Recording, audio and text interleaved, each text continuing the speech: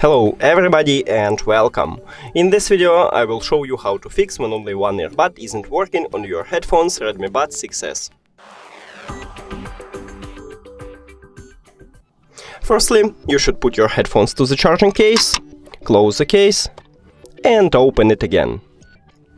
Now, if it didn't help you, we should make a hard reset. To make a hard reset, just press and hold connectional button on your charging case for at least 10 seconds until you can see that this LED light it starts flashing fast 6 times.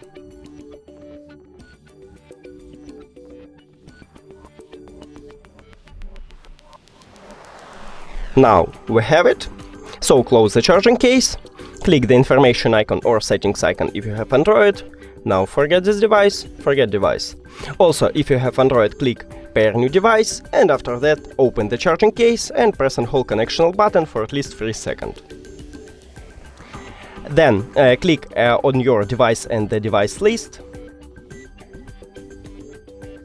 And we did it! Thank you for watching this video. If you found it helpful, please consider subscribing to the channel and leave the like on the video. It's really important to us. See you later!